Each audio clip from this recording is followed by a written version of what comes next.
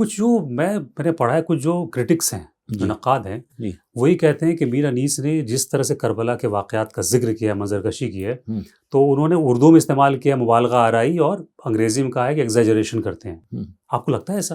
نہیں، بالکل نہیں. وہ کم علمی کی بنا پہ کیا، کیونکہ ان لوگوں کو ادب کے بارے میں، ادب کی تجزیہ نگاری جس طرح سے ہوتی ہے، لٹریری کرٹیسزم. دیکھیے اور زبانوں میں تو بہت ارتقا ہوا، اور بہت لوگ آگے تک پہنچے لٹریری کرٹیسزم میں. اردو ادب میں لوگوں نے یہ نہیں کیا، تو ان لوگوں نے تنقید کو تنقیص کی طرح سے دیکھتے ہیں، وہ نقص نکالتے رہتے ہیں. تنقید کا مطلب یہ نہیں ہوتا ہے کہ یہ تنقیص نہیں ہے. آپ اس کو مبالغہ آرائی تو وہ چیز ہوتی ہے جو جس میں حقیقت سے پرے کوئی بات کہہ دی جائے.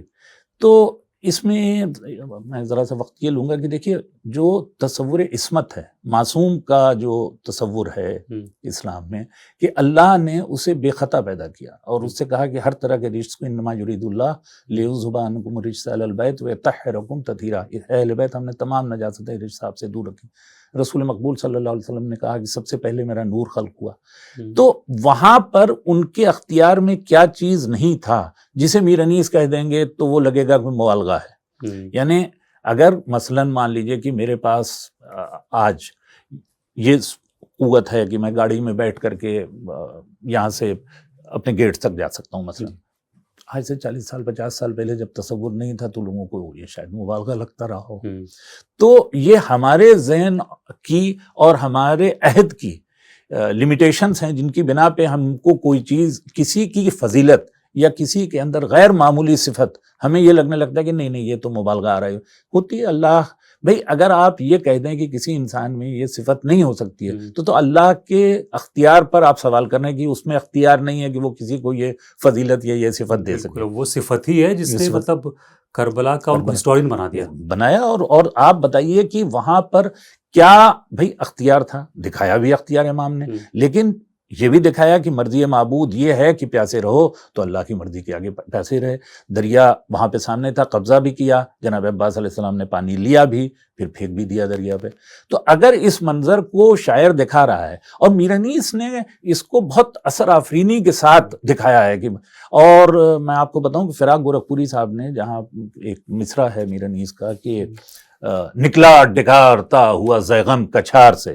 تو میں جب ابتدائی دور میں پڑھنے کے لیے گیا 1980 میں الہ آباد یونیورسٹی میں، تو فراق صاحب اس وقت حیات تھے، مشاعروں وغیرہ ہم یاد ہیں، تو وہ کہتے تھے کہ بھئی اس مصرے کے جواب میں مجھے پورے دنیا ادب میں کوئی مصرع نہیں ملا، کوئی مقابلہ ہی نہیں کر سکتا.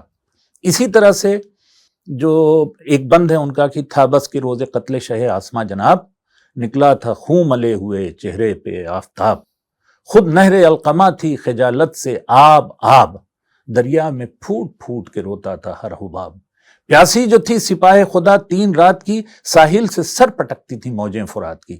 اب آپ اس کو کیا کہیں گے؟ لوگ کہتے ہیں صاحب کسی بھی دنیا ادب، یعنی ایک چیز جو پانی ہے، دریا ہے، اس کے اندر یہ کیفیت کا پیدا کر دینا کہ امام حسین علیہ السلام کی پیاس کی وجہ سے جو وہ موجیں ہیں وہ ساحل تک آ رہی ہیں، وہ اپنا سر پٹک رہی ہیں.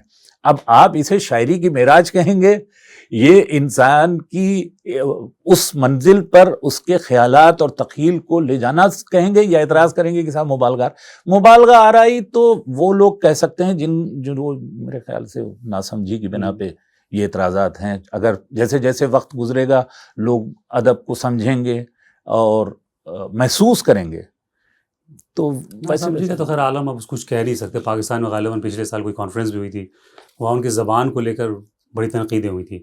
نہیں، زبان پہ تنقید تو دیکھیے بالکل لا علمی کی بنا پہ، کیونکہ میر انیس کی زبان ہی ہے. اب آپ اس وقت کہہ دیں کہ جیسے کہ سورج میں روشنی نہیں ہے، جی بھائی چاند چمکتا نہیں ہے، تو یہ کہ چاند کے اوپر خاک ڈال رہے ہیں آپ کے منہ پہ پڑے گی. یہ میر انیس صلی اللہ مقامہ کی زبان پہ اعتراض کرنا تو سوائے جہالت کے اور کچھ نہیں ہے، لا علمی ہے. مطلب دیکھیے لسانیات کا جسے ذرا بھی شد بدھ ہے، جسے ذرا بھی علم ہے، وہ کبھی بھی یہ اعتراض نہیں کر سکتا کہ ان کی زبان، کیونکہ زبان مطلب انہوں نے خود کہا ہے میر انیس نے اپنی زبان کے بارے میں کہ ہے سہل ممتنع یہ کلام ادق میرا، برسوں پڑھے تو یاد نہ ہوئے سبق میرا. بلبل نے ایسے نغمے رنگی سنے نہیں، دامن میں ہے وہ گل جو کسی نے چنے نہیں. اور انہوں نے اپنے بارے میں، اپنی شاعری کے بارے میں کہا ہے نمک خوان تکلم ہے فصاحت میری، ناطقے بند ہے سن سن کے بلاغت میری. تو یہ تو فصاحت بلاغت جو چیز مطلب ادب کا کوئی ایسا پہلو اور زبان کا کوئی ایسا پہلو نہیں ہے جو میر انیس علی اللہ مقامہ نے نہ نبھایا. اور خود انہوں نے کہا ہے, دیکھیے سب سے اہم بات جو سمجھنے کی, اور بچوں کے لیے میں کہوں گا کیونکہ آپ کے پوڈ کاسٹ وہ لوگ بھی دیکھیں گے, کہ کوئی بھی لفظ اچھا یا برا نہیں ہوتا. پہلے یہ سمجھنے کی ضرورت ہے کہ الفاظ جو ہیں وہ اچھے یا برے نہیں ہوتے, ان کا محل استعمال انہیں اچھا یا برا بناتا ہے.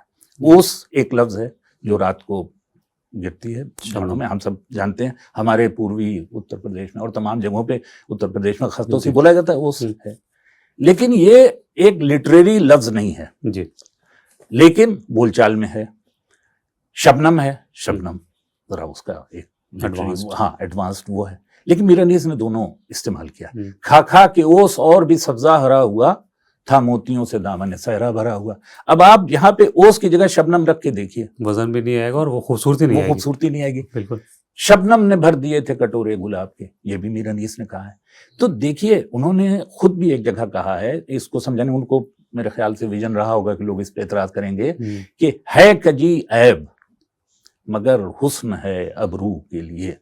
آپ دیکھیں ہمیشہ ٹیڑھاپن برا ہی کہلاتا ہے, لیکن ابرو اگر سیدھی ہو جائے تو وہ خوبصورتی ختم ہو جائے گی. ہاں, تو کجی جو ہے وہ ابرو کے لیے. تیرگی بد ہے مگر نیک ہے گیسو کے لیے, بالوں کے لیے تو کالا پن ہی. سرما زیبا ہے فقط نرگس جادو کے لیے, اور زیب ہے خالصیہ عارض گلرو کے لیے. دانا داں کس کی فصاحت بکلام دارد, ہر سخن موقع و ہر نقطہ مقام دارد. یعنی جس چیز کی جہاں پر جس لفظ کی ضرورت ہے اس کو وہاں رکھ دیجئے, وہ خوبصورت ہو جائے.